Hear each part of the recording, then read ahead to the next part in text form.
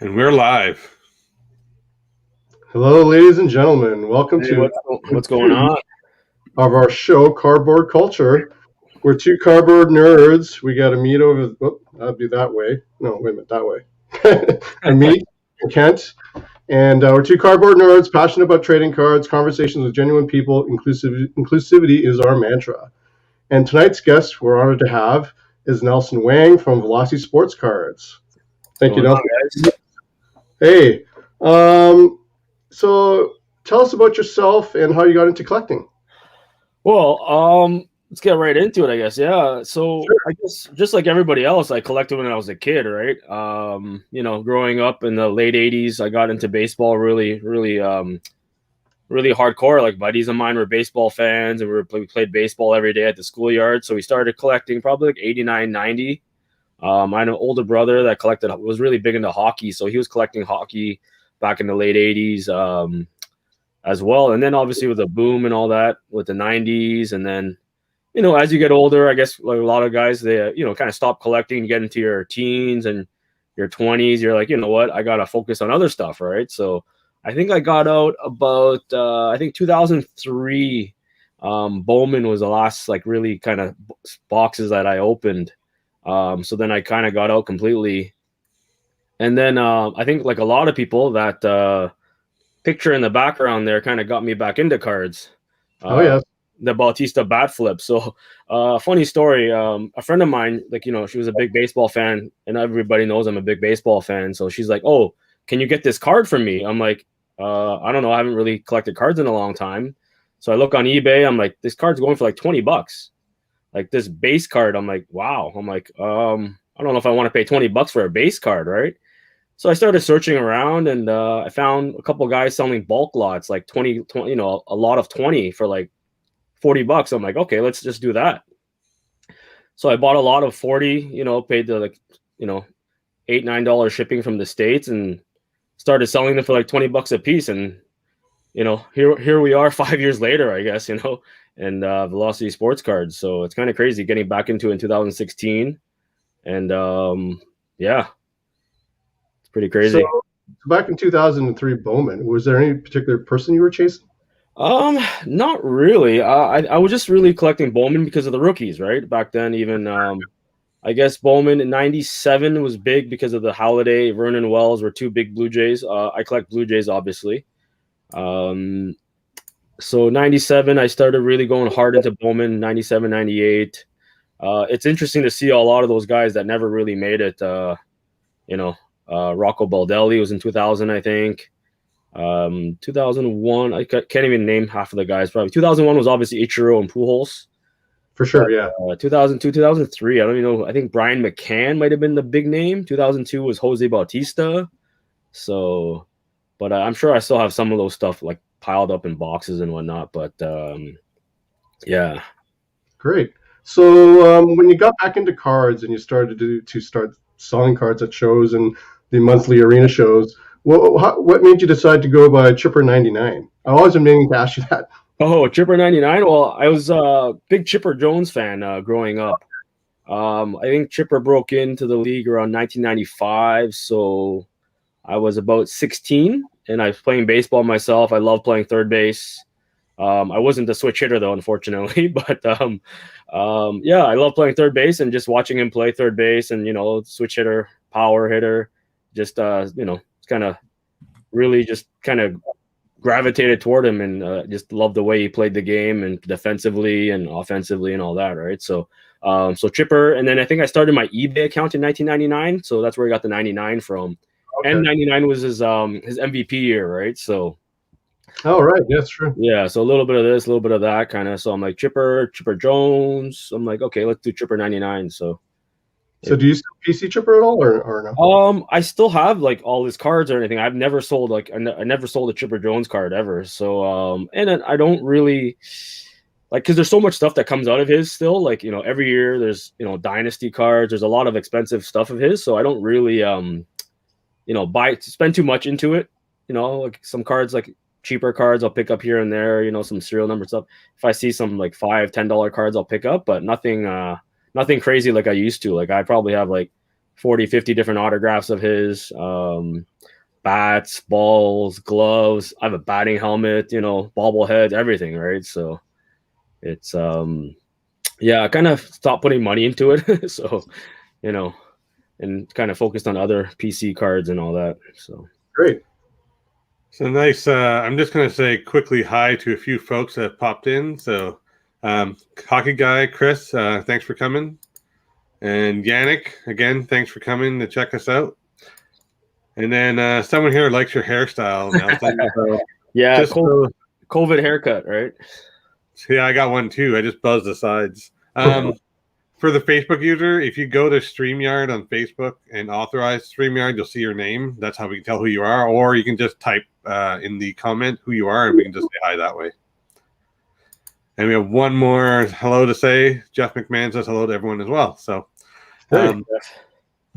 cool. So I'm going to segue into another question. So, why did you want to do it as a Facebook group instead of a monthly show? So I know Kent kind of led in a little bit about the chipper things. I want to just ask, because you were doing monthly shows at that point. What made you want to do a Facebook group instead of a monthly shows? I think, it was, to be honest, I'm not even quite sure how the Facebook group started because I did a lot of eBay too. Between eBay and the card shows, it was like one of those where I wanted to kind of get people together. 2016, if I guess Tops Now, I'm not sure how much we'll talk. I think we're going to talk about Tops Now a little bit later, but Tops Now cards came out in 2016, and that's where I kind of got into Tops Now cards. And those cards came out, every couple of days or every couple of months. So I think I wanted to get people together where we could kind of pre-order, kind of like group buying, basically, right? And it was hard to do group buying at card shows and eBay. Because, obviously eBay is just, all is the, the person's address, user ID, but that's about it. Right. So that's when I think I started the Facebook group. And then I would invite people from the card show to the Facebook group. I would invite people from eBay to the Facebook group. And then it was just a better community to kind of talk and, just kind of collect baseball cards together. Right. So I think that's why the Facebook group came about. And you actually, when you started a Facebook group, there was an evolution of the Facebook group, right? You started as something, I can't remember now, and then moved it into Velocity after, correct? Yeah, so actually it was called Tripper 99 back in the day when I first started it. Yeah, so the Tripper 99 eBay name, and then kind of stuck with me. And then I think Ken even mentioned it. Oh yeah, I saw Tripper 99 at the expo. I called myself Tripper 99 just because people would associate eBay and Tripper 99. They're like, oh hey, I bought stuff off you, so. I didn't really have another name at the time for it, so it was either Tripper 99 or Nelson Sports Cards. So it's Tripper 99 just kind of stuck. So Velocity has a nice ring to it. And actually, quick segue. Another question is, how did you come up with the logo? Because I think it's pretty sharp. Thanks, I appreciate it. Actually, a friend of mine, John, came up with it. We kind of fumbled around a whole bunch of different things. Where I think once I finally came up with a name. It was, where do we go from here? I'm not sure if you guys, I guess you guys designed the logo yourself. So I'm sure you guys know where it's like, okay, I don't know where to start. There might be some colors you like or some certain designs you like. So he basically said, okay, go look on the internet. What do you like? Type in stuff that starts with a V and type in Velocity or type in whatever else that starts with a V and go from there. Right. So, I guess it kind of, so funny thing is some people kind of reminds them of the Canadian Tire logo a little bit because it's got the maple leaf in the middle, because it's got the triangle and stuff. So, but that's not where I kind of got it from. But so he came up, yeah. So we went over kind of back and forth for a couple of weeks about, how do you like this? How do you like that? And I'll show you guys later on. I don't think I have it on my phone anymore, but some of the prototypes that we came up with, and it's just like looking back on it now, it's like, oh, ooh, yeah. Didn't like that very much. So yeah, we ended up coming up. This was one of the final ones, and honestly, let some of the people, family members and some friends, some close friends, close card people, and give me their opinions on them. And this one was kind of the one that came up on top. So that's kind of funny because when Kent and I were going through the whole logo exploration, we actually had a completely different show title, which we probably won't get into because now that we think about it, it was an awful show title. I thought it was cool. Yeah. The logo looked all right, but yeah. Anyways, we went through that dichotomy of thoughts and processes. Took a long time to come to a logo. Yeah, we went through a whole lot of different I don't know how many iterations do you think, Amit? Like 10? I would say at least that, if not more. Yeah. Then a couple of tense phone calls between Kent and I, are like, we got to get going. Yeah. Just real quick, Toger, before we go into the next question here, we have a couple more hellos. So, that was Wesley that was saying hi earlier. So Wesley's one that told you he had a nice haircut, Nelson. Oh, okay. We have Scott McCharles. Scott owns Blenheim Sports Cards in Blenheim, Ontario. And if you don't know where that is, that's somewhere way west of Toronto. I'll just say that. Good 3-5 hours drive. Good to see you, Scott. Good to see you, Scott. Yeah. And we have Jeremy here, Sports Card Live. He's up here saying, thanks for the comments on the overlay. I actually designed it myself, surprisingly. A couple of tweaks I'll do, but it's almost there. And then we have a Lucas Bedell. He outed Wes. Too late. Wes already outed himself. So Lucas, there you go. Yeah, Lucas. Lucas is one of the OG members. He's part of my mid mod team, and Lucas, Sam, James. Those guys have been with me since the beginning of Chipper 99, and obviously been along the whole way with Velocity and all that. So I appreciate those guys helping me out. Nice. So speaking of that and your Facebook group, at what point did you decide it was time to turn it into a legitimate business, Nelson? I think it was probably obviously, so I've been legitimate for a year now. Actually coming up on almost a full year of Velocity Sports Cards. Probably, so that would be 2019, where I realized the volume of cards I was doing was pretty high. And I think part of it had to do with I wanted to know if this was actually was I actually profiting? Like, was this really worth my time, kind of thing? Not necessarily the profit side, but obviously worth my time.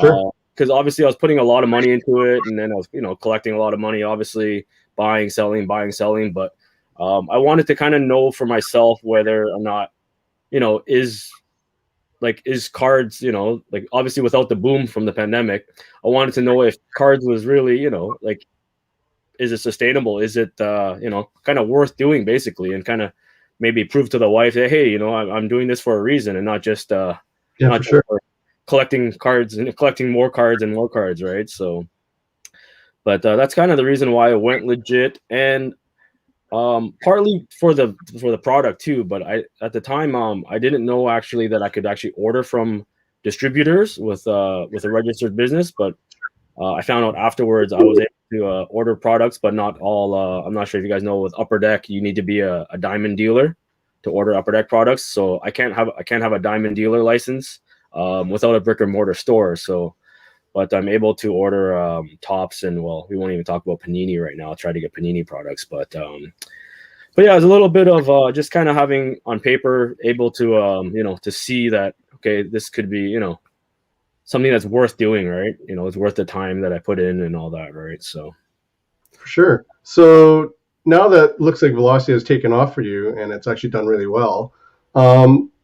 So now you have this and your regular job. So what is it like juggling work and family life now?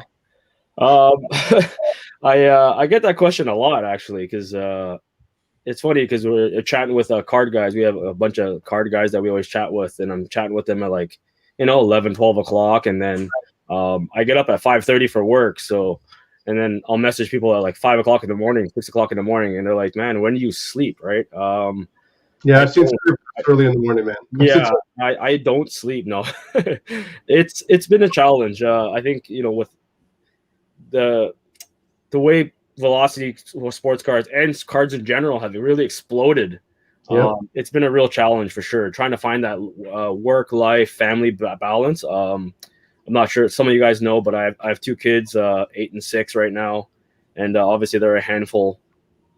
And yeah, it's been a challenge. A lot of tired nights and sleepless days, sleepless nights, and but yeah, I'm up to ideally my kids go to bed at 8, and I'm down here doing cards until about 12, and then wake up at 5:30. And then when I get home, it's kind of family time between 4 and 8, and then it's a vicious cycle, right? So it's been definitely a challenge, and I'm still trying to find that work life card balance. Yeah, for sure. It's definitely tough. So you've done velocity. So to have two-part questions, I know one, how long you've been doing velocity. That's one question. And the second question is, because there's some people out here are also small businesses, like Scott, for example, who's watching, is also a small business. Have you ever had a point in your life where you're like, you sat down and like put your head in your hands, like, okay, I just got to keep powering through, or you're like, you know what, I'm doing okay. Like, there's no bumps and grinds here. I can do it. Or like, did you ever have moments of doubt? Like, I want to kind of use that as a bit of an inspirational launch pad for people who are going through similar things that you are. Oh, for sure. So Velocity Sports Cards has been official for about a year now. I think it might have been February 1st. I registered my business, so it's been just over a year. I officially launched it to the public March 1st. I kind of just February was kind of getting my paperwork and the banking and all that stuff done like that. So Velocity Sports Cards officially for a year now. You know what? If people starting out, it's tough. It's really tough. Like Lucas and Sam and those guys, James, they've been with me. Like I said, they've been with me and they've been breaking with me since I started 2017 when I started really breaking. I think 2017 DC did a break for us, a Bowman draft, if I remember, and then 2018 Series 1 was my first case break, and it was tough. We had, I think, maybe 100, 200 people in the group, and trying to get 20, 30 people to fill a case break, it wasn't easy. I think a lot of people mentioned, oh, you're probably just trying to break even with these cases at the start. I think I was losing money, to be honest. The first year, I'm sure I lost money just because, you're just grinding it out. And, again, trying to get people in. And this is what a lot of people, I think, don't realize, where, you're starting with 200 people, but where are you getting these members from, right? So I'm pulling them from eBay. I'm trying to find, like, at card shows. I think card shows was great for networking. And that's what we miss about it. Obviously, the last year we didn't get any card shows, but card shows were great for networking, meeting people. They're like, hey, I'm like, hey, I got a Facebook group. I would hand out free baseball cards. I think one of my first expos was right after Roy Halladay passed, and I was like, I had hundreds of Roy Halladay cards, autographs, everything, but then he died, and it's like, I don't feel right selling this stuff now. You know what I mean? Like everybody was asking for Roy Halladay stuff. I'm like, I don't feel right selling it because the market was, kind of crazy for Roy Halladay. I'm not sure if you guys were really looking at it at the time, but the market for him just went skyrocketed because he died and people are looking for autographs. And I think I had a Roy Halladay autographs sticker on it for like $40, and at the time. And I was like, okay, if I put it for $40, somebody's just going to snap it up right away. Like, these are going for like 150 on eBay, $200. But at the same time, I don't feel right selling it for $200. But not to get off topic too much, but that's how I kind of grew Velocity in the Facebook group, was just going out there, networking at card shows and promoting, on eBay. Like, I probably sell a couple hundred items on eBay every month. And then, I stick a little flyer inside, hey, come join my Facebook group. But yeah, it's a grind for sure. Trying to start out and getting product and paying retail for product before you can get registered business and getting better prices. And even now, it's still a grind because getting product is tough because the demand is so high, right, for cards right now. Cool. That's it's good that you brought that up, because I'm sure people in the group want to understand one thing. Just because sports cards are in a boom, it doesn't mean it's easy. One, two, anything you work at in life is hard. You have to work at it to make it better, right? So that's the one thing I point that out. So that's inspirational too, that you're still going. And I do remember your booth at the expo, and I remember I joined your original breaks and your original group, and I'm still part of your Velocity. It's fun to be a part of that group. So going back to Velocity Sports Card for a second, so you have an interesting vetting process for anyone who can join. So typically, people will join a group, they'll just join and they answer questions. You put a little bit of extra sauce on it. So why don't you explain how you go about getting members into your group? So actually this was I actually polled the group. I don't know if you guys remember. I don't know if it was in Chipper 99 or was it in Velocity, but I actually polled the group and I asked them, okay, look, are you guys happy with the group size? And do you guys want more people in the group? or because some groups will say, oh yeah, I got 1,000 members, I got 5,000 members, and all that, right? And I was never about the number. I've always looked at quality members that want to be active and participate, and like you don't have to spend a lot of money to be an active member. You can you want to comment here, show off PC pieces and all that stuff like that. Great, I don't expect everybody to spend hundreds of dollars or even thousands of dollars on breaks and cards and lines and whatever. So the way our process works right now is basically you have to be invited by an active member. So like yourself and me, and you're active. Kent's very active. Like I see Jason Katz there saying hello. Jason Katz is a very active member. So like for example, if Jason Katz says, "Hey, I have a buddy of mine that I want to bring in here, and I think he's going to be a great member," I can say, "No problem. We'll accept him. He's invite him." I accepted him right away, no questions asked. If his buddy says, "Hey, I want to bring in another guy," I'm like, "Well, you kind of just join the group, even though you're a buddy of Jason's. Maybe hang around in the group for a little bit and take a look around before inviting more people into the group, right?" So we've been able to kind of keep the numbers keep rising, obviously, because there's more and more people getting into cards and wanting to get into the group. But we've there's some people that unfortunately we've declined like 3 or 4 times, and but nobody wants to I don't want to say nobody wants to invite him, but he keeps saying, "Oh, I know people in the group. I know people in the group." I'm like, okay, well, get those people to invite you to the group, and then I can kind of attach a name to it at least, right? And see who's coming in and where they're coming in from, right? So that's I think I've taken some slack over it.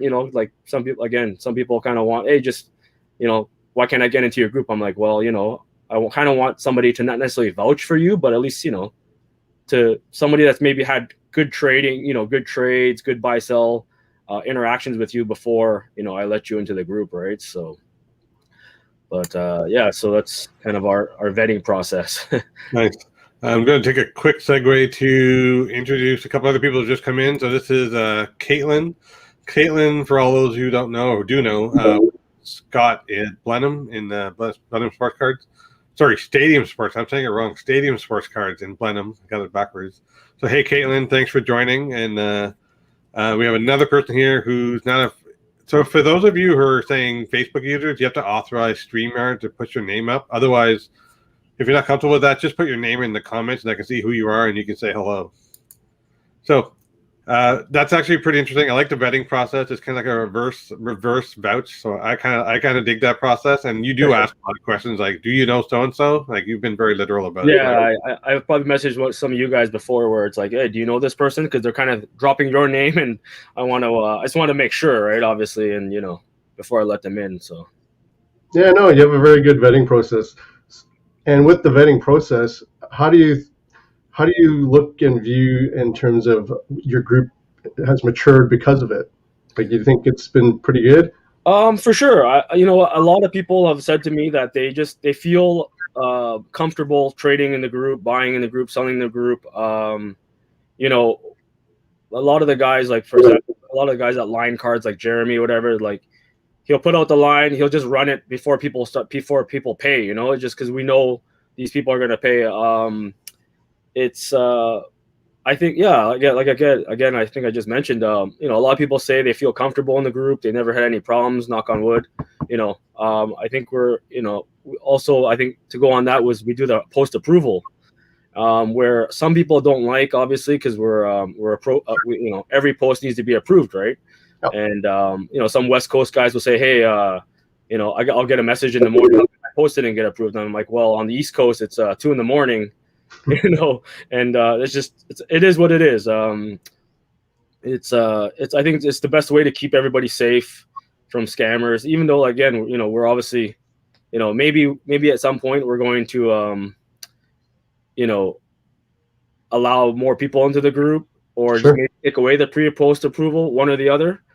Maybe keep the inviting and the vouching kind of thing, vetting process to let people in, and then maybe take post approval away. But that's something down the road we'll take a look at. But also, I think with the post approval, it doesn't clutter the feed, because some people will ask questions where it's like, okay, well, I can just tag you in this post and I'll answer your question. rather than having, a lot of repeat posts and all that, right? So, well, it's the old saying, right? If it ain't broken, why fix it, right? If it's yeah, working, for sure. yeah, don't touch it. Speaking of that, so what products and services would you offer your members if you became a member of Velocity? So the braking obviously is pretty big right now. The West Coasters forgive you. JE, what's going on, JE? So braking is obviously a big part of it. Obviously it's Velocity Sports Cards and Brakes.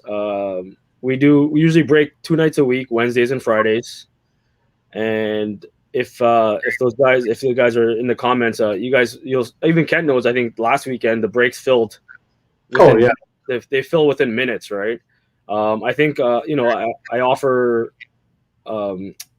good product at a reasonable price. I don't think I overcharge for my brakes, and so the braking is the one side. We also have the Tops Now orders, the pre-orders. James Hummel does a lot of the living set, Star Wars, WWE, anything you name it from like the Tops, and now he's starting to do the Panini instant now. Or I don't know if you guys know West quality over quantity for sure.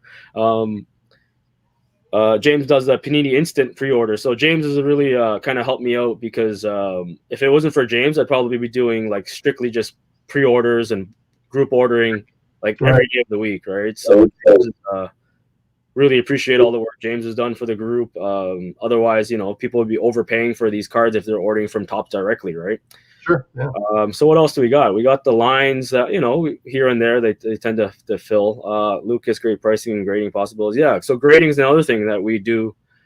We've hit some big cards in the group, and Wes handles a lot of it. You sorry? What's that, Kent? Yes, you have. Yeah. So, yeah. So Wes offers, if I hit a big card, I can hand it over to Wes. Because Wes is local, so Wes will send it down to his guys in the States, get it graded with BGS or PSA, whatever you guys want, and then get it back, pretty quickly. We use FedEx both ways, so the grading services. I think I'm not sure if you guys saw the post with the Torkelson that we just sent down for grading. Harry Muir, we hit a Torkelson autograph out of 99. We sent it down. BGS came back, I think, in about 2 weeks, Wes, I think, and came back at 9.5, and it's $1,000 raw card. Now it's worth, I think, $3,000. So Harry's got that back in his hand now, and he can sell it or whatever he wants to do with it. What else? Breaks, pre-orders, grading. Yeah. So I just got introduced to Velocity Crate. I'm not sure if you guys saw that post. It's a repack, which seems to be really popular in the States, and a lot of people kind of mentioned it to me over the last few months and years, saying that there's nothing in Canada, right? You buy something from the States, you're paying the exchange, the shipping, takes forever to get here. So I was kind of working on it for about the last 6 months. But again, getting product is a challenge. So I finally stocked up on product and decided to put out my first Velocity Crate, which should be shipping out either shipped out today or most of them will be shipped out tomorrow. So now, is the plan to do that on a monthly, quarterly basis, the Velocity Crates? I'm hoping to. Again, the tough part is getting product. I'm not sure if the distributors, like I've talked to Will, I've looked at 401 games, I've looked at all the local shops, kind of look at the products they have. They don't have a lot. So I think that's the biggest challenge, is getting the product to put into these crates. And I don't want to just put I think this month was mostly 2020 product. I don't want to just have 2020 product. I want to have some different years, 19, 18. I think James Hummel actually opened a one from the US, and it had 2012, 2013 tops in it, right? Right. I'd love to get my hands on some older product as well. Sure. But again, that's just the tough part, is getting product. So hopefully we can get some product in my hands and try to do that monthly, right? So you also do the Velocity Virtual Expo. So remember you did that, so you should talk about that as well. Yeah. So obviously we didn't have expos last year in May and in November. I know the expo did something, but I found that a lot of people had some trouble navigating their expo. So I just basically got the vendors, obviously Amit and Ken both set up at the expo.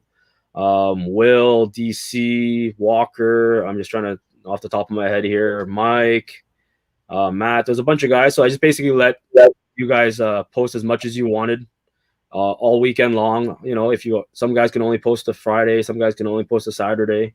Let you guys do your thing. And you know what? Like, I don't want to be the only one selling cards in the group, right? Like, I want other people to sell cards too, right? That's how this hobby works, right? Everybody puts money in, you know, you take money out. Like, you can't just keep taking money out of the group, right? So, you know, you ask everybody, like, I jump in lines. I'll try to buy, you know, from other group members as well.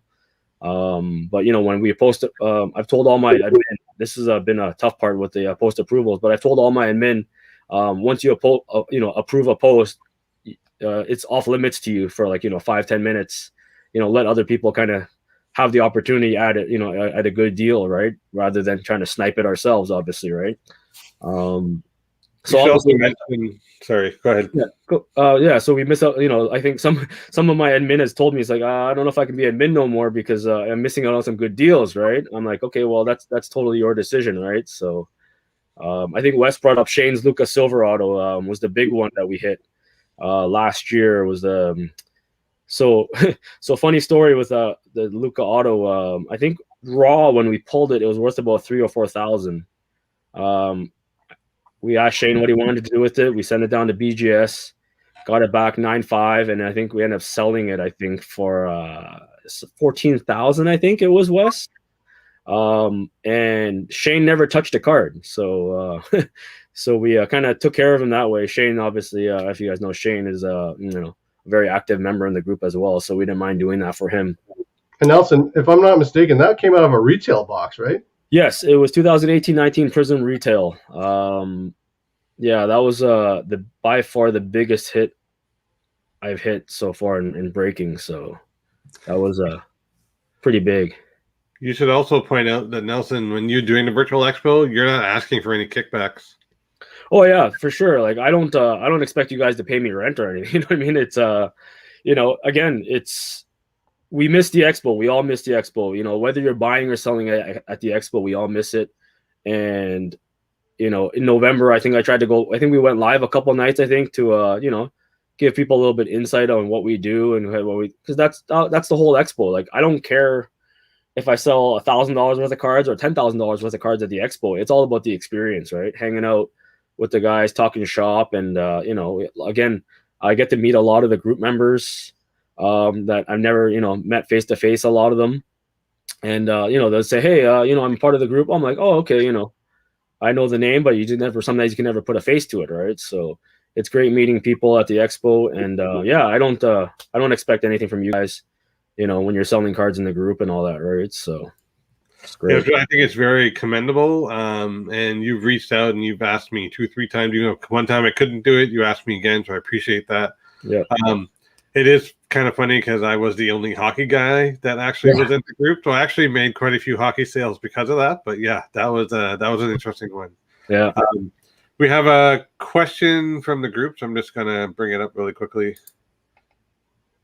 So, anything you missed from the hobby when you were a kid that either changed or completely gone now, other than prices and supply of the products? This is from Chris. So, this is a question for you, Nelson. Hard to say. I don't know. I miss. You know, I think back when we collected back in the 90s, like getting a memorabilia, like a relic or an autograph, was like a huge deal. It's just because they were so rare. They're like 1 in like 10,000 packs to get an autograph back then, or you know, to get relic cards. So I think I missed that part of, you know, the excitement, because now, you know, relic cards are in every box, autographs are in every box. So, and you know, that was I think the excitement's kind of gone. Oh, Lucas with the gum. For sure, the gum. You definitely missed the gum, right? But yeah, I think it's just the excitement. I don't know. It's obviously, I'm still excited opening product. You know, when we hit $1,000 card, $5,000 card, $10,000 card, it's really exciting still. But I think that excitement as a kid, you know, getting that, you know, that insert or you know, or that, like I said, the relics were, when the first relics came out, they were really tough to get, right? And I remember serial cards. If you guys remember buying in the 90s, cards serial numbered out of 10,000. was great. Like, hey, all right, I got a card out of 10,000. I'm like, now you look at it, it's like, wow, you need a card out of like 25 or something like that to be to be worth big money, right? So even some of those top cards. Sorry, go ahead, Kent. I meant to talk over you.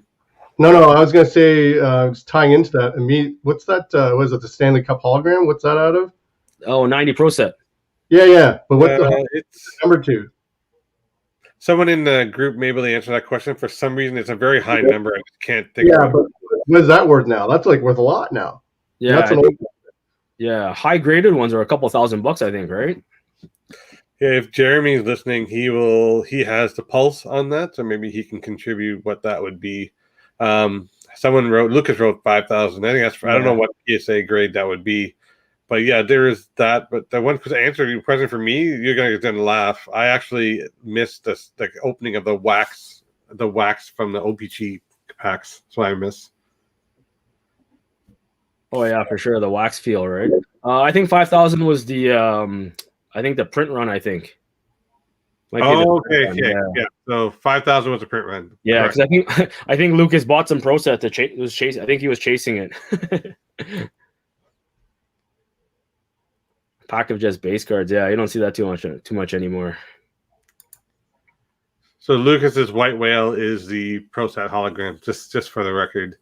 And then one more question from Hockey Guy. So okay, they're different serial numbers. Interesting. Okay. Interesting. Yeah, Lucas is still chasing it. Cool. Sorry, going back to our questions. Back to you, Kent. So can you? I know there's this thing about Pokemon and your family and your dad. Oh, yeah, I brought this up with you guys, I think, before. So I guess a lot of people. I guess for the people that haven't heard the story, I haven't really told a whole lot of people about it yet. But so I think last October, I with the big Pokemon boom and stuff like that, I kind of went to my dad's place. Under the pandemic. I think it might have been October, September. Like I think September it was a little bit better. I think, right? So I went over there and I said, "Hey, Dad, I'm like, look for whatever Pokemon you got still." Because the reason why he bought Pokemon back in the day, so Pokemon came out, I think, 99, 2000 area. My brother and I were buying sports cards. So I think my dad was kind of like where it's like, okay, well, you're buying the baseball, you're buying the hockey. Well, I'll just buy this whatever cartoon Pokemon thing that seems to be popular, right? Kids seem to be going crazy over it. I'm not even sure because I have a younger sister. I'm not even sure if he bought it for her or not. But anyway, so he calls me over. He's like, "Hey, I found a stash." I'm like, "Okay, well, curious to what the stash is." And it ended up being a whole bunch of sealed Pokemon packs from 1999, 2000. There were booster packs and jungle boosters and base boosters, and there was some bunch of theme decks. So, and I was like, okay, I think these are worth something, so let me look it up. So I go to my phone, 130 point, and one of those booster packs, some of them went for almost $1,000. So then I was like, okay, well, so it was October. I think the boom was more in the summertime. So comps had kind of slowly dropped a little bit.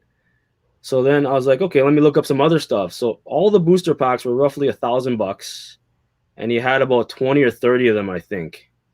And then he had some theme decks that were about $500 a piece.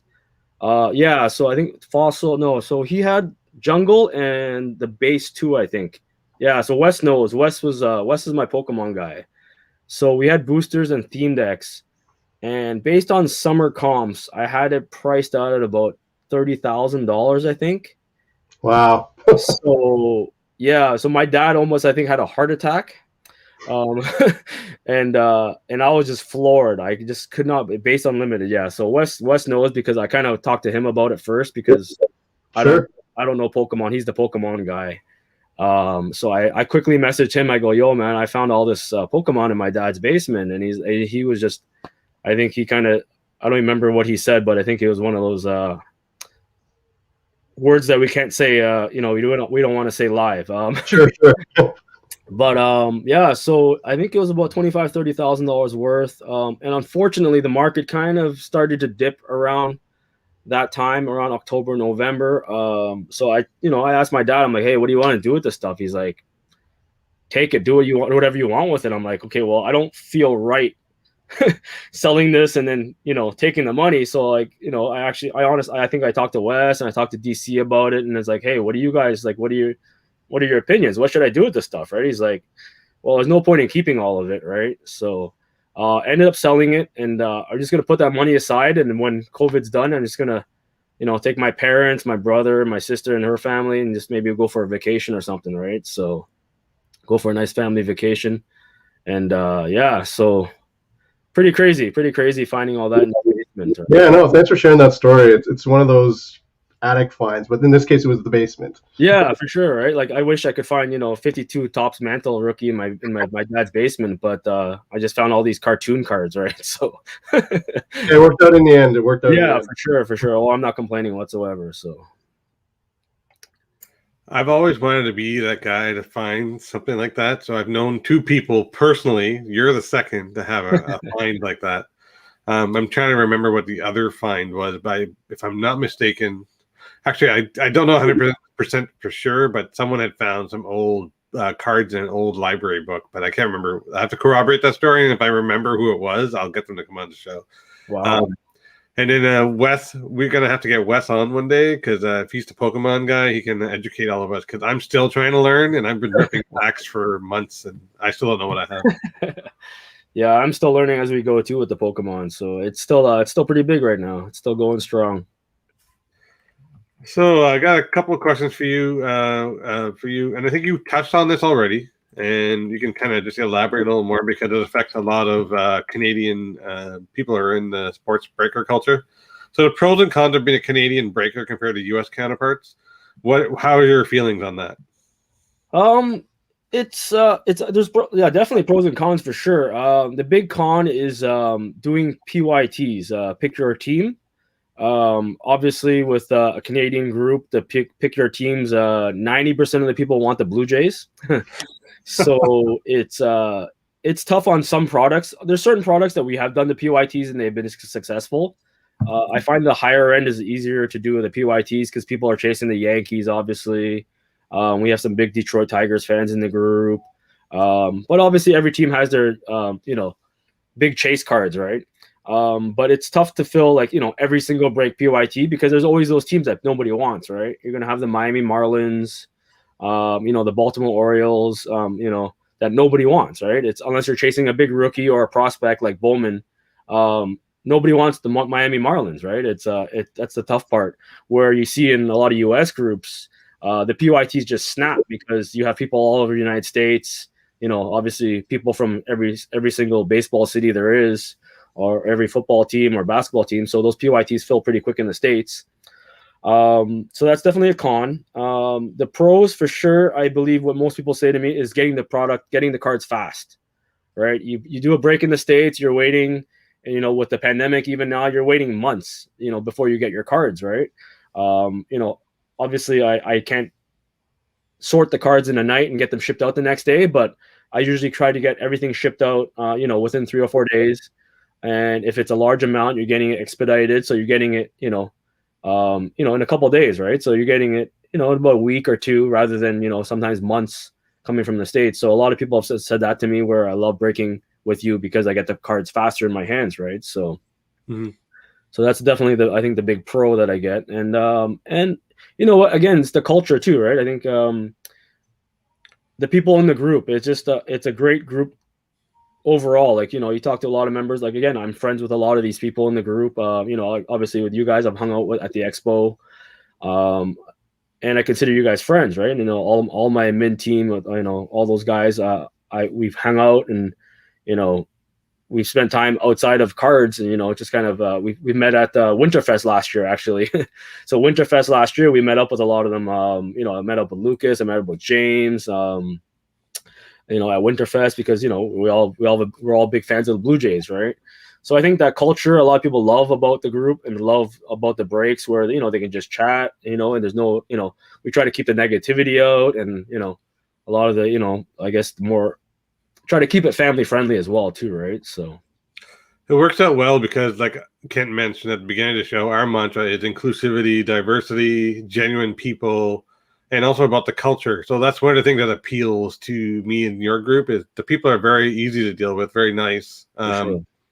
It's very Canadian, and I like it. It's like we're all treating each other as one happy family, and I like that aspect of it. And also, it's a bit of a different flavor having people in that group aren't always in other groups as well. So that's kind of inspirational and motivational for someone like me to join the group, especially when I'm not a huge baseball nerd, but I'll go there and I'll check out your basketball and baseball. So good job on doing that, Nelson, and keep up the good work. Thank you.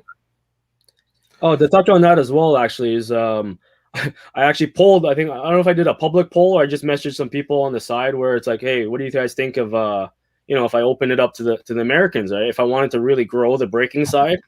And I think 99% of the people said no. So I'll listen to the members, and I always look because in my mind it'll be like, hey, I can open up to the U.S. and then hey, breaking will be even bigger. I can do more case breaks. I can do PYTs. Maybe the breaks will even feel faster. But then like I said, 99% of people came like, hey, no, we want the Americans out of here, right? We want to keep them out. So, I think, again, that's what it goes back to the logo with the Maple Leaf. I think, we got that, Canada exclusive where it's just all Canadians in the group, right? We have a couple, I think, dual citizenship people, but that's okay. So. Yeah, so keeping it in the Canadian culture, that's cool. I didn't know that, actually. So that's a neat aspect. And also for the Americans joining and watching the show, there's quite a few out there. No slag on you at all. It happens to be just the way the group is set up. And, my bad, guys. My bad. Americans are cool. They're cool people. No worries. Yeah, we have a lot of American friends, so don't feel slighted. So I want to make sure. Exactly. Yeah, we just decided to keep it all Canadians in the group. So, cool. Yeah.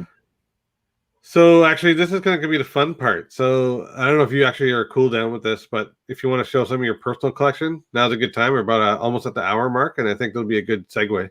Okay, yeah, for sure. Yeah, Greeny's. So Wes said Matthew Greeny's in the group. He's American, but we brought him in. Just to quickly touch on Matthew Greeny, he owns My Slabs. I think I mentioned My Slabs to you guys. Yes. I know Wes and Jeremy are big on My Slabs, and Matthew Greeny is the owner, and he runs the website, and he's done a great job with that selling. So it's all strictly selling graded cards and wax. So he's one exception, I think, the one American in the group. So my PC besides Chipper, Chipper is Chipper, right? So I won't I don't have too much new stuff of Chipper that I can show really, but so while you do that, I'm just gonna say quickly hi to 90s hockey collector, just to say hi. And then there's your shout out to Greeny. Yeah, Matthew Greeny. Yeah. So I generally collect Blue Jays. Actually, I mentioned this to Kent many times. Kent is the reason why I stopped collecting baseball Hall of Famers. So one day, which expo was it, Kent? It was probably fall 2019 or something. Yeah, or maybe the one before. It might have been spring 2019 where I walked up to Kent's booth. And his entire showcase was baseball Hall of Famers. And I was like, what? I'm like, Ken, why are you selling this stuff? And I think your excuse was basically, it's like, hey, I'm never going to complete this set, right? I think that was your main reason.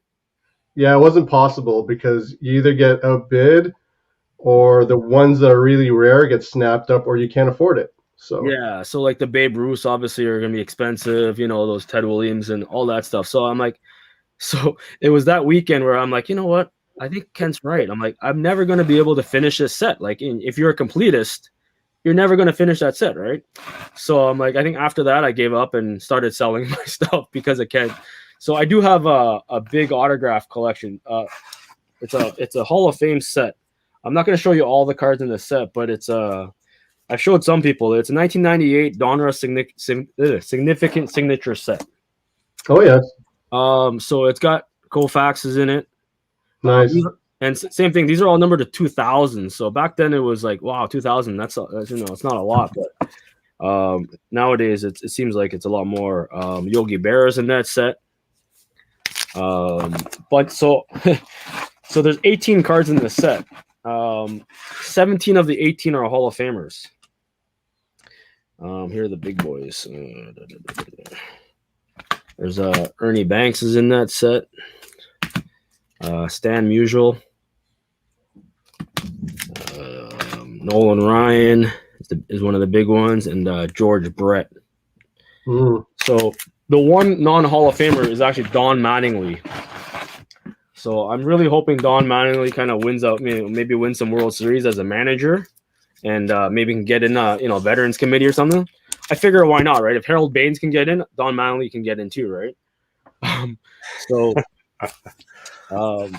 Let's see. So I think I mentioned a big part of my collection was Blue Jays, and let's see here. So my big ones are more modern guys. Are the young kids, I guess. The Blue Jays crop. I got a price tag on this because I was actually considering selling it, but is these two guys here. Is the Bo Blue and the Vlad Blue, first Bowman Chrome refractors. So these are both numbered out of 150. Oops, let's go this way. So those are two of the bigger ones.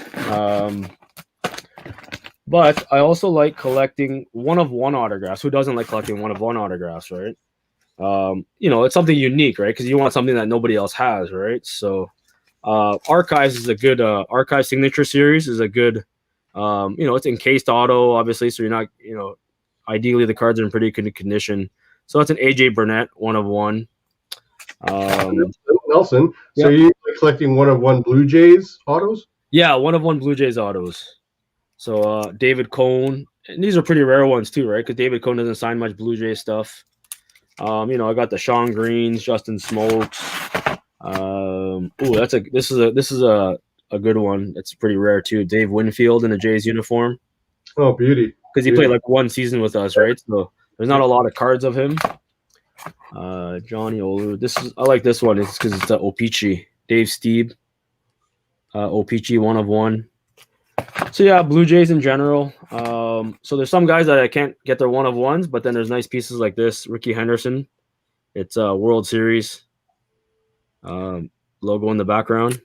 Ricky Henderson is highly, highly, highly collected. Highly collected. Oh yeah.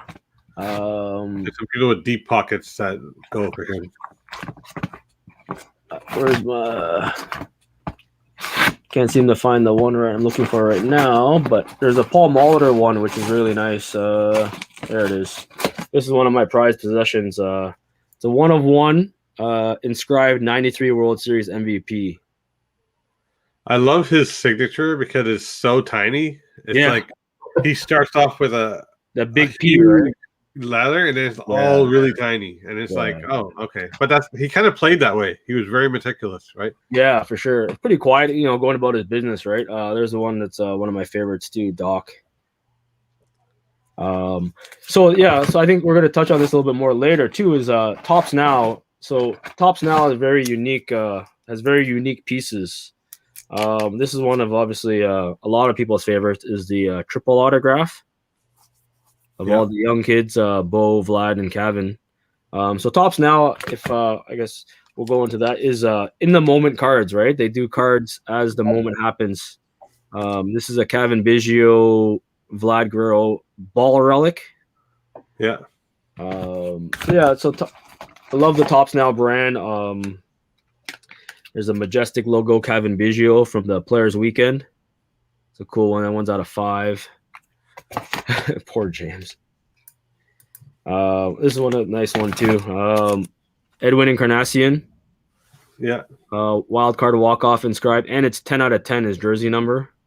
So Topps Now is a fun, great product. Here's like for in the moment, it was basically like Kevin Biggio cycle. This card came out commemorating his cycle, and I got an autograph of it, so it's pretty cool, I think. The one Blue Jays auto I want is the McDonald's. It was a redemption, and it's Roberto Alomar. I've only seen 2 copies. One belongs to a friend of mine, and I saw one appear in Velocity, but it got scooped up. Oh, It's really? Alamar. Yeah, it's a McDonald's. It's like a goldish border. It's like with a nice little gold line through it. Oh, And you okay. actually had to go to McDonald's, enter the redemption, I believe, to get it, and he would mail you back the letter and his autograph Oh, card. really? I don't think I've Seen ever it twice. seen that. I've only seen it Two of twice. them, eh? Wow. I missed what year was that? I think that was the 92 set, I think, right? 92 or 93 set, right? I believe it was a 92 set. I believe it was a 92 set. It was a McDonald's, and that one is such a hard card to find. And I just want a copy for myself. And it's not even that expensive when it pops up. It's like $40-$50. Oh, really? It's autographed? Autographed. Oh, really? There's my Roberto Alomar one. Dynasty is a nice one, too. Yeah. So, but yeah, besides that, I collect all the Blue Jays team sets. So that's one completest, I think, set I have of the Blue Jays is every Topps team set from 1977 till present day of the Topps of Blue Jays. So that's one of those things that aren't worth very much, but it's just because I'm a huge Jays fan. I have some other ones too, which I didn't have time to dig out, but there's the ones. Oh, I think actually, obviously you gotta have the bat flip, right? So this is the Sapphire bat flip. Only 250 copies made. PSA 10. So gotta have the bat flip. Gotta have the bat flip, right? So what's funny about the bat flip is I was working. I was trying to get out of work. I think that game was in Toronto too. So I was getting out of work. I was walking, and I used to work right by the Rogers Center or whatever I think it's Rogers Center. And then I raced to the train, and I didn't have data on my phone. I literally said, screw it. Turned on data, and I listened to that game on the train. Oh, really? Yeah, on the train on the way home, and it cut out just there's a dead spot between between Union Station and I want to say Long Branch. There's a dead spot. That's where it cut out. And I'm like, what happened? What happened? No one knew. It got off the train, and then I heard the bat flip. Like that's how that was like one of the most craziest moments because I was so into it. The stress on my neck, and the worst part was I was at work. I didn't want to be at work. I'm like, why am I at work? I want to go home. You got stuck at work, right? Yeah. But yeah, it's pretty much again, like I said, the extent of my collection are just Blue Jays and stuff. So it's more sentimental value than actual like card value, I think. So sure. Well, it means a lot to you, and it doesn't matter if it's sentimental or valuable. It doesn't matter. So speaking of Topps, had you have the opportunity to like go to the Topps Industry Summit at all? Yeah. So last year, Will invited me down to the Industry Summit. I went with Will and Daryl in DC. That was a great experience. It was, I met a lot of people from the States. I think Real Breaks. I'm thinking most people have heard of Real Breaks in the States. I met Ryan Holland, Rich Layton. Layton's a huge breaker in the States. I met Rich. Cool guys. Like most of these guys are really cool dudes. But yeah, a great experience just meeting new people, meeting a lot of Americans. A lot of people, brick and mortar stores, and then a lot of online as well. It's kind of funny though. The elephant in the room is always the brick and mortar always kind of battling the online people. So I think there was a thing where so many years they're kind of at each other's throats every year. And the year that I went in 2000, I guess it'd be 19, they finally kind of calmed down and realized, you know what, there's enough market share for everybody. And they kind of less at each other's throats. But I heard the previous year, they were just kind of like almost yelling and screaming at each other, which is kind of funny. But obviously just because of the allocation of products, right? Because, online breakers, they got a product to break, and then brick and mortars want their, it's going to be always an ongoing battle, right? But it was very good. It was very informative. Obviously the freebies are nice. It's held in Arizona. So 2019, sorry, it was 2020, I guess, right? Because we actually went to the summit last year. It was right before the pandemic hit. So we ended up meeting Joe Adell, prospect for the Angels, and we met Chris Bryant of the Cubs.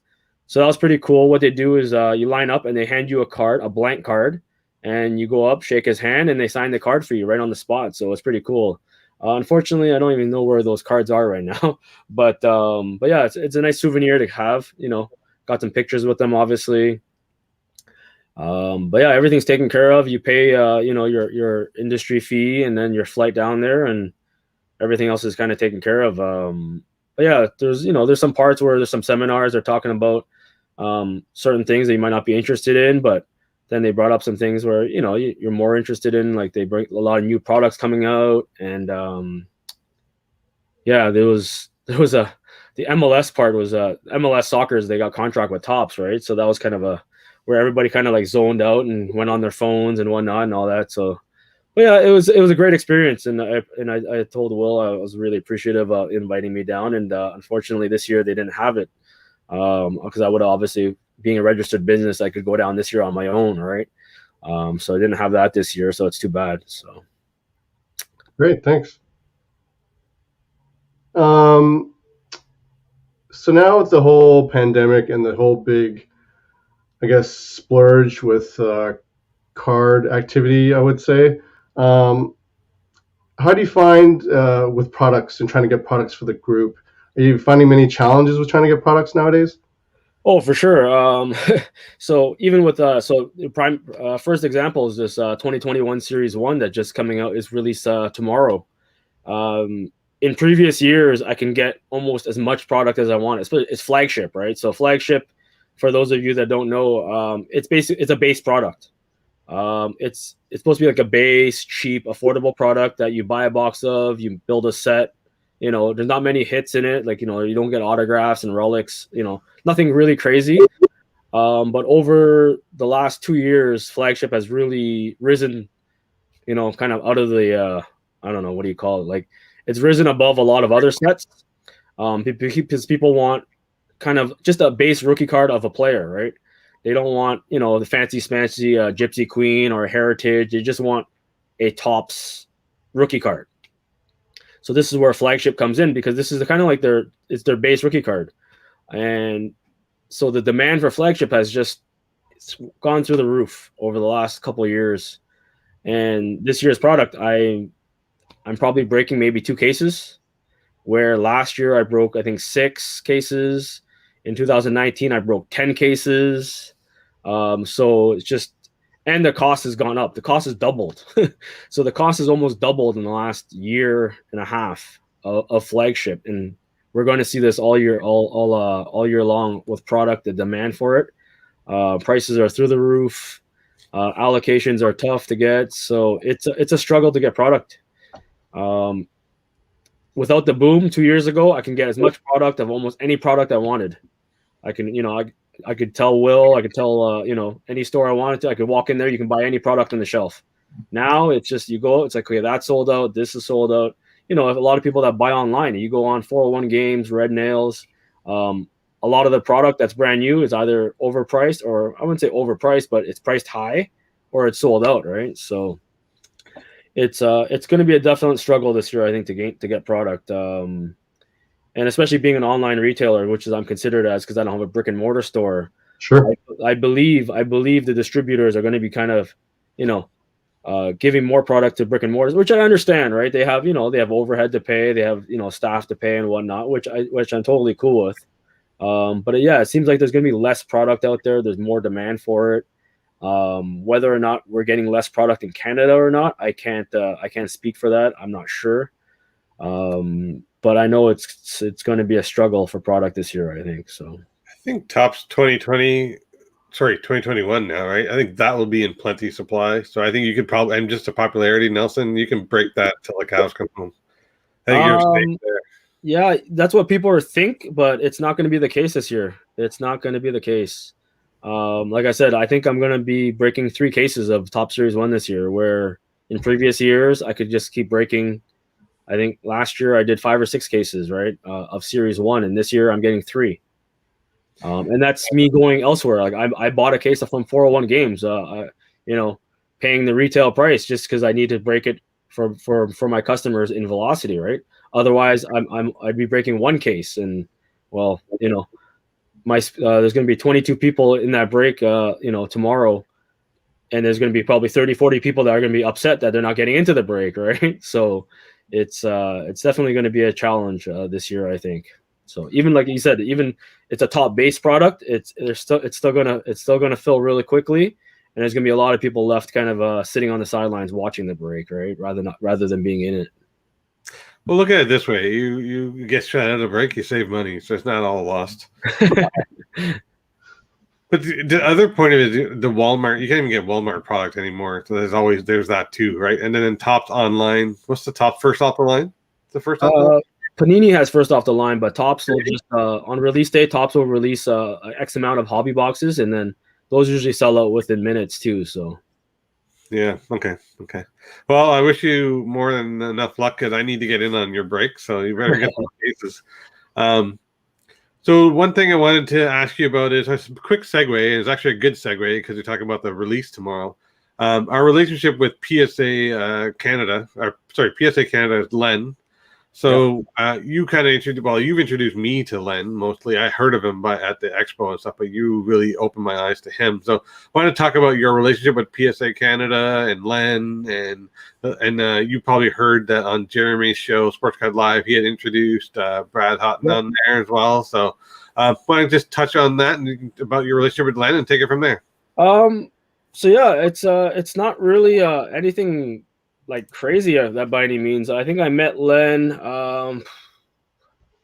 probably 2018 Expo.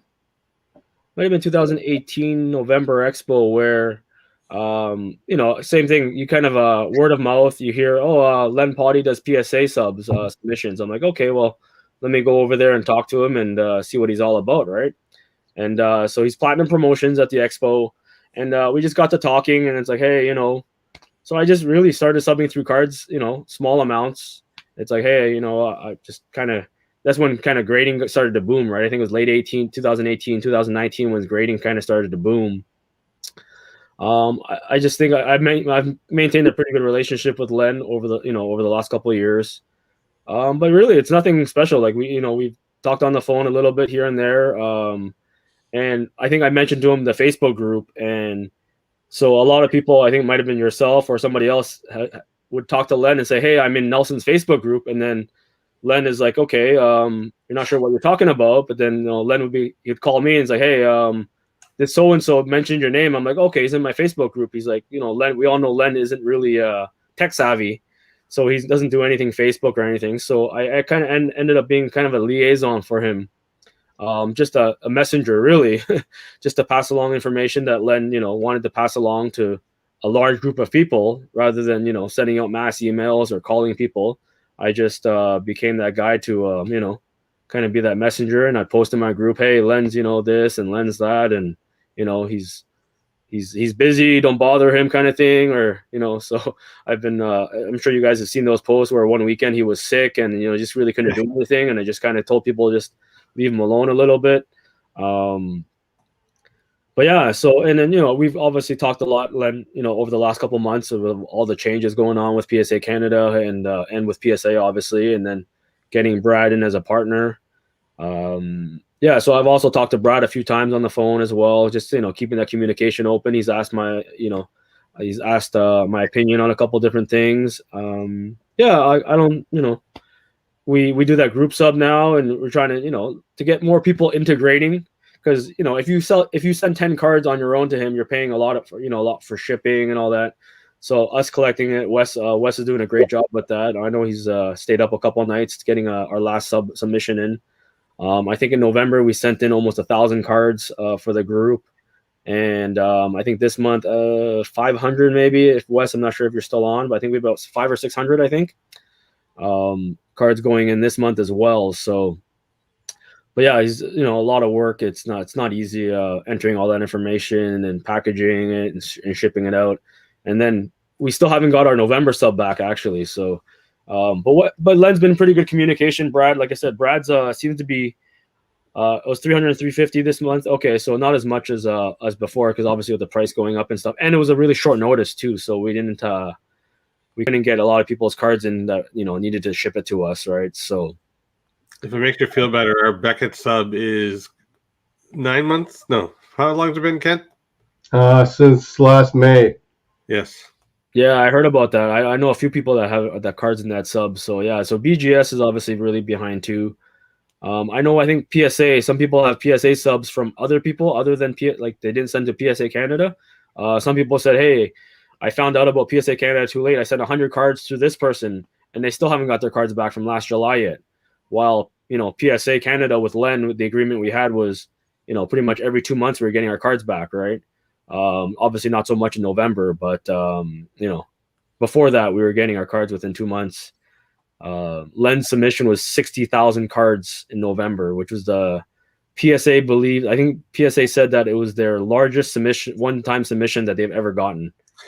So it tells you something about the amount of people that sent through Len in November, right? So just think of the amount of money that is. Let's average it out. If that was $25 on average, 60,000 times. Wow! Yeah, I can't imagine that credit card bill that Len got. So we've got your text about his credit cards. Yeah. So anyway, so thanks for diving into that. So that's another service that you offer at Velocity Sports Cards. So that's actually really nice. So you can see, Nelson has kind of talked about 3 or 4 different ways that he tried to offer products and services to the Velocity Sports Card. And his admins are in the group, Wesley, and I believe a couple other people he mentioned. I'm forgetting the name right now. Lucas, James, Sam, Walker. Yeah, there's a few of them in here, I think. So they're all helping, right? So this is all one thing to notice. These guys aren't getting paid for their work either. So this is exactly, yeah, for sure. I appreciate Wes. I talk to obviously on a daily basis because he's local. Lucas is a little bit further. Sam, obviously. James, I deal with regularly. He's not too far away. He's local. Walker obviously is local. I'm sure I'm missing somebody. Jeremy's local. So it's kind of the people I want kind of in the people I trust, obviously, right? Sure. DC used to be admin, but DC is just too busy with his his real estate, obviously. But yeah, it's no offense again to people that I haven't met and I haven't really dealt with a very long time, because I'm always looking to add them in. But these are the guys that I've known for obviously a very long time. I've known DC and Wes. I've known DC for over 20 years, actually. I've known Wes for like 10 years, so these are guys I trust, and I don't mind. I can vouch for, and I know they're not going to run away with 350 PSA cards. You know what I mean? So these guys, and I definitely appreciate their help and through with all of this. You guys are a very tight posse, so I definitely could see that. I'm kind of like overwhelmed. Like, wow, there's a big posse here. So I appreciate the hard work you guys do. So it's fun and I can see it, right? So speaking of cardboard culture, like you're kind of leading us right to that kind of motif, right? The cardboard culture. So Kent, you had a question about Montgomery, I believe, if I'm not mistaken. Yeah. So Nelson, the benefit, I guess, of being a breaker in Canada, you've been having the opportunity to order a lot of items from Tops. So correct me if I'm wrong, but I believe you've become a platinum member and also a Montgomery Club member. Yeah. So to be honest, so all of this doesn't really have to do with breaking at all. So so the Tops Now platinum member is basically they never really.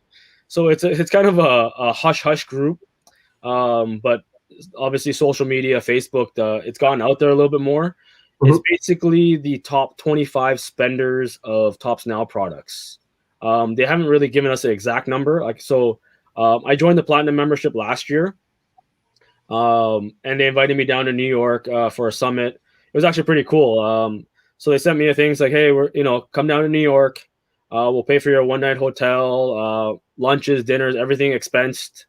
So I'm like, hey, I have to go. I told my wife, I'm like, yeah. I'm going, it's like book a couple of days off work. I'm like, I'm going. Right. So, and again, it was right before the pandemic. Right. So, so I went down there, I had a couple hours extra. So I asked, one of the reps that were, the platinum reps. And I'm like, hey, can I get a tour of the Tops office? He's like, yeah, sure. There's not a whole lot to see here, but sure. Come on in. Right. So I met him down there. We went up to the Tops office. And it was cool. It was just, seeing what, almost like, I don't know. It was almost like, I wouldn't say a dream job of mine, but it would be something I think I would love to do, right? Designing baseball cards, choosing photos to go, what goes on what card, and et cetera, right? So it's cool meeting some people down there and meeting some of the design team. One of the coolest guys I met, to be honest. I can't even think of his name right now, but he actually works in the Topps Vault. Oh, nice. Yeah, so I don't know if you guys know the Topps Vault on eBay. They sell all those blank backs and a lot of one of ones and all that. So we went down to the vault and we actually went. He's like, it's kind of funny because it was kind of secret. They're like, oh, can we show him the room? I'm like, okay. I'm like, you have to show me now. You told me about this secret room, whatever, right? And they actually went in and it was all these archives of like photos, negatives of photos from the late 80s, early 90s, just stuff like thousands and thousands of like negatives, old photos that they never used, just stored away. It was kind of cool. I don't know if you guys remember the 92 Bowman set, baseball. Kent maybe more know than me, but so they had a lot of, so they had a lot of pictures of where they were kind of, standing in t-shirts and, casual, clothing, right? And he pulled out this Manny Ramirez, all the basically it was the photo shoot for Manny Ramirez. And, he's wearing this like, tie-dye t-shirt kind of thing. And they have pictures of him standing in front of a church. And it's just like, oh, what do we put on the card, right? It's kind of funny, like the stories these guys had, just of all the stuff they had down there. Just like, I'm like, what are you guys gonna do with this? Like, eventually they might sell it or whatever, right? But it was just all the stuff stored in the basement. It was kind of cool, right? Seeing they had some Topps uncut sheets of is it 81? Is it 81 basketball with the Larry Bird, Magic Johnson? Is that 80 or 81? I think.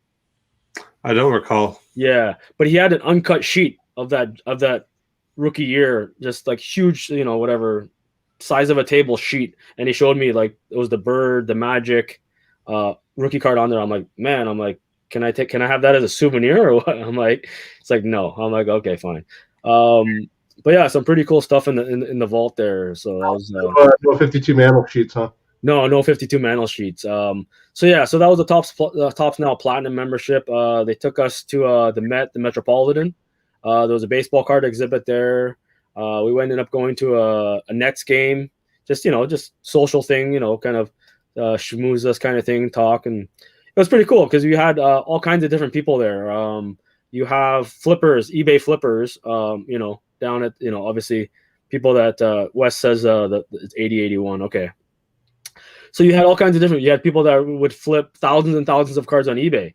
You had kind of like, I guess, rich collectors that would just not sell a single card, just buy a whole bunch of cards for themselves. So all over the United States, we had people from California, we had people from, all over the US. And I'm pretty sure I'm the only Canadian in the Platinum membership, which is kind of cool too. So I thank the group. Actually I have to do another giveaway for the group because I really appreciate the group, and, kind of the group ordering is basically what got me, into the Platinum membership, right? Actually, so at the end of our trip, they actually gave us a bunch of cards. Where did I put them in? So they gave us so as a little token of a thank you, they gave us some autographs. Aaron Judge. I'll find the other ones. Oh, there they are. They gave us a one of one Pete Alonso Superfractor, and a Ronald Acuna autograph. So that's crazy. Yeah, so they gave us all these autographs. So the even crazier thing with that was that I was at the summit in New York. They invited us down to the Home Run Derby in LA. And that was a perk that they have for the Platinum members every year is tickets to the Home Run Derby. And I was just, dumbfounded. I was like, oh man, LA Home Run Derby. I can't wait. Right. And then obviously the pandemic hit and All-Star game was canceled. And I was just like, okay, this is depressing. Right. It was definitely tough. And even this year too. So I'm a 2021 Platinum member again. The All-Star game and the All-Star Home Run Derby is in Atlanta. And I don't even know if I can go again. I can go this year, right? With, unless I have the vaccine, right? So it's too bad. It's one of those things where one in a lifetime experiences, which I'd love to go, but I might not be able to, right? So you will one day. You will one day. Hopefully, yeah. So I got to keep spending. I need to pump my group so full of Topps Now and to make sure I get my 2022 Platinum member. membership. But yeah, so all the guys that have been ordering tops now through me in the group, I really appreciate it. It's given me a great experience. But to touch on the other one, the other thing, the Montgomery Club. So the Montgomery Club, really anybody can sign up for the Montgomery membership on tops.com. It's basically I don't know. I think they had 500 people in it the first time. I think the first year was about 500 people, and they sent exclusive sets to everybody. I think it was like $200 or $250 for the Montgomery membership, and they sent exclusive sets, and they allow pre-orders for online exclusives. And I think that's the big perk of the membership is the pre-order. All the Sapphire sets. That's how I get all the Sapphire boxes. The UEFA Sapphire that I think that you really like, Kent. So I obviously take those boxes and then give the group members a little bit something different to break, right? Obviously, so give them something, a little opportunity that the general public can get their hands on, right? But yeah, no, that's a great thing that you do, actually, when you offer the members in your velocity the opportunity to have access to stuff that you wouldn't normally find in retail or even just in an LCS. For sure. Yeah, it's pretty cool. And again, it changes things up. And again, some of the stuff is nice, some of the stuff not so great, but whatever. It's each product has their pros and cons, I'm sure, right? So funny segue. So I got a bit distracted because a friend of mine was ripping boxes, and I said I'll check it later.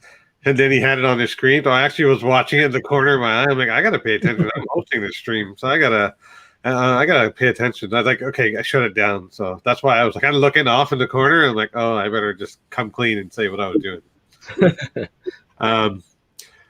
That's really good that you do that. I'm glad that you explained it because I'd never heard of what the Montgomery stuff was before you had explained. So I'm glad that the group is aware of that.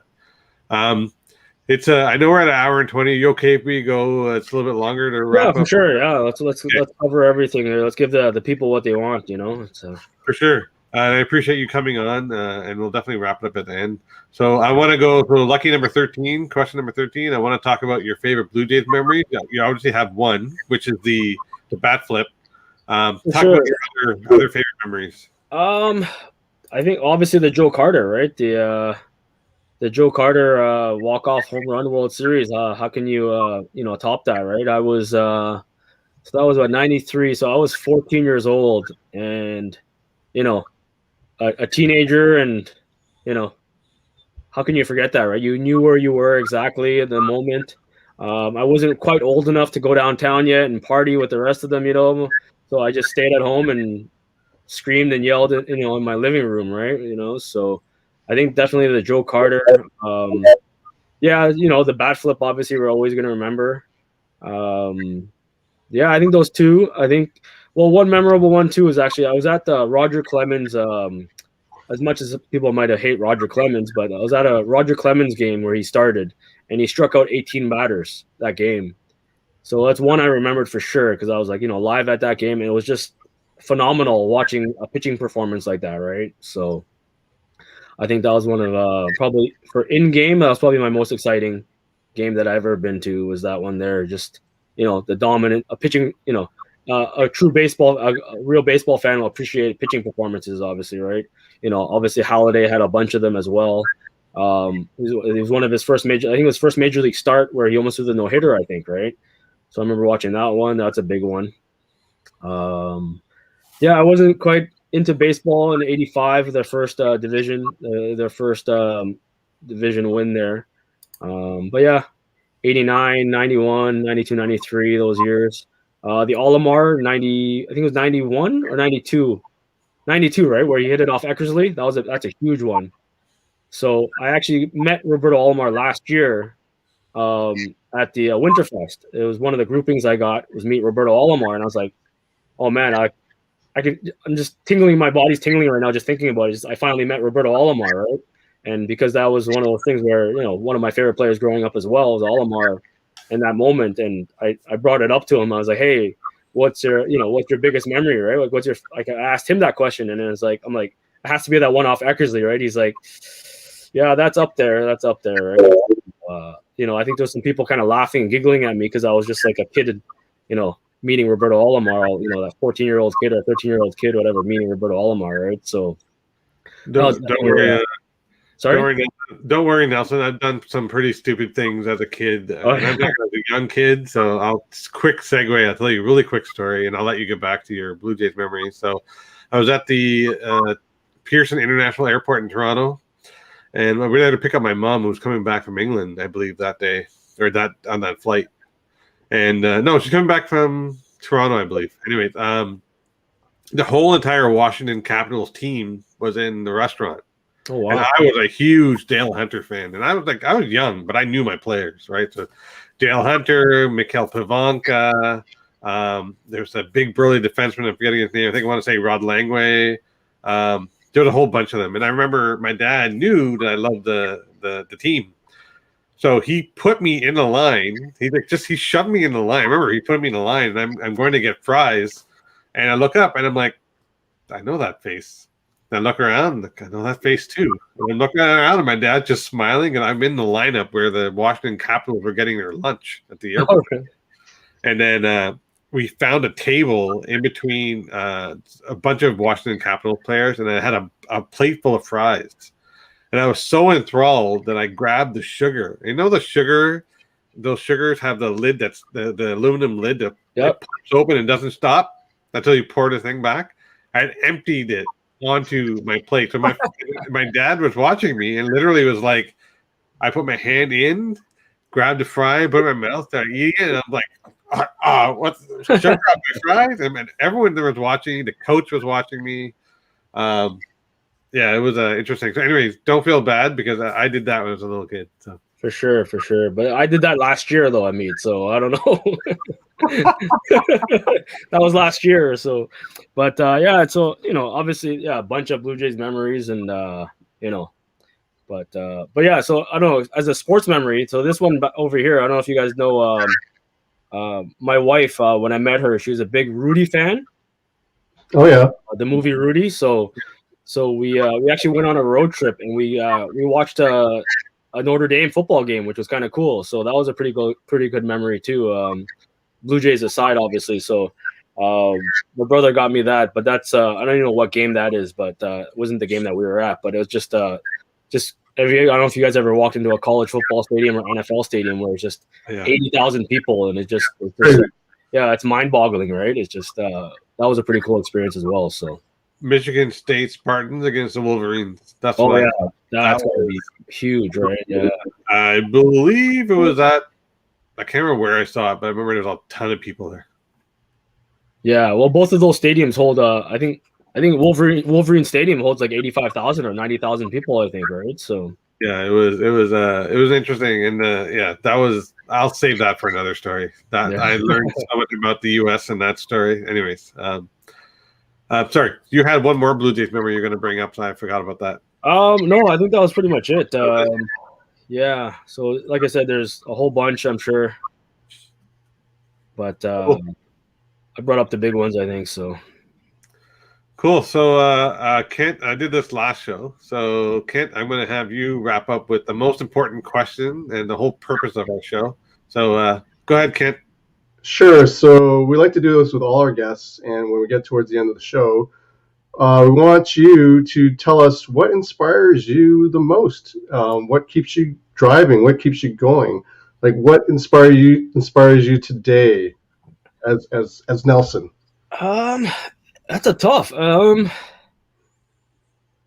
Yeah, I'm not quite sure how to answer that, to be honest. I think it's just the love of the sports and of the game, of the cards. It's just seeing people, like, I get a lot of messages and a lot of notes. Hey, you're doing a great job. You're running a great group, and it's the best Facebook group out there. And it's just like when you hear stuff like that, it's just gives you that feeling inside, right? And it's like, okay, maybe I'm doing something right, yeah, like that for sure. I think that's what keeps me going for sure. Like if it's people saying, if people were constantly leaving the group on a daily basis, then it's like, okay, I'm not doing it right, and I wouldn't be doing it anymore, right? And the fact that there's people coming into the group and it's like, hey, I want to bring my buddy in. Hey, I want to bring my buddy in. It's I think it shows something, that I think that I'm doing something right. And again, the messages I get and the people that hey, I can't wait to meet you one day because of the pandemic. I haven't been able to, and I can't wait to see you at the next card show. And I think that's what keeps me going for sure. At least I want to get to the next card show. That's for sure. So awesome. So we're at the 1 hour and a half mark. I'm going to bring up some comments on screen. So when you were talking about the Montgomery Club, there was a couple. Matt Godfrey had said, I heard people were mad at the Montgomery Club because Top said former members had the first chance of buying in, but that didn't happen. I think it's just because there's too many people into cards. And then a follow-up was Roderick, so they booted all the ones that tried to renew that weren't existing members. Again, I don't know the politics here. Yeah, so I think what happened was, Topps, their technical team and their website has taken a lot of slack over the last probably 6 to 8 months. So what they did was they were supposed to open it up to all the renewals. So I think 2019 was the first Montgomery membership, and so they're supposed to be only for the 2019 members, but there was a little glitch where everybody else was able to join. But then they ended up canceling all the new people. They let the original members come back. Topps did correct that issue. But then I think other people tried to get in afterwards and they didn't let that many people in. So it's one of those where I think you're never going to keep everybody happy, unfortunately. And the people that are in the club, it's great. For the people that didn't make it in, maybe, obviously didn't work out for them as well, right? So Matt wants to say your Alomar second baseman story was great. Thanks, Matt. And he loves my sugar fries story. Apples. So if I ever get the lucky chance of bringing Dale Hunter on the show, I am definitely going to tell him about that. Those most disgusting fries I ever ate in my life. So the Michigan Wolverines the big house is Michigan Wolverines. 110. Oh, wow. Okay.